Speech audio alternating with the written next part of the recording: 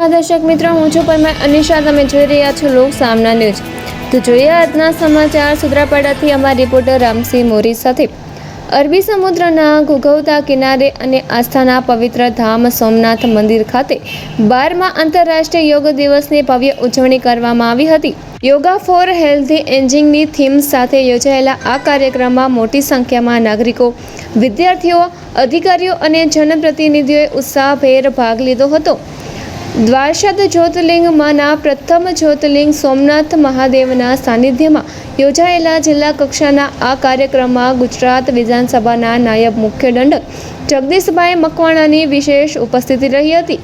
દરિયાના મોજામાં મધુર નાદ વચ્ચે યોગા અભ્યાસના વિવિધ કાર્યક્રમોથી સમગ્ર સોમનાથ પાટણગણ યોગમય બની ગયું હતું. આ પ્રસંગે જગદીશભાઈ મકવાણાએ જણાવ્યું હતું કે યોગ માત્ર વ્યાયામ કે આસન નથી, પરંતુ સમગ્ર જીવનને સ્વસ્થ અને સંતુલિત બનાવવાની જીવનશૈલી છે.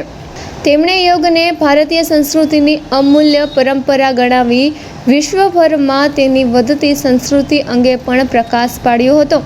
કાર્યક્રમ દરમિયાન યોગ નિષ્ણાતો દ્વારા કોમલ યોગ પ્રોટોકોલ મુજબ યોગા અભ્યાસ કરવામાં આવ્યો હતો. ઉપરાંત વરસિંગપુરની બાળાઓને વિવિધ યોગાસનો અને મુદ્રાઓની સુંદર રજૂઆત કરીને સૌનું મન મોહી લીધું હતું.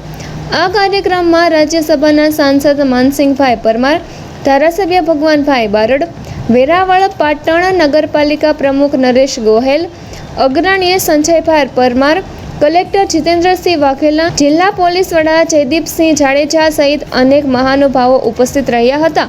તો ફરી મળીશું એક નવા સમાચાર સાથે. ત્યાં સુધી જોતા રહો લોક સામના ન્યૂઝ.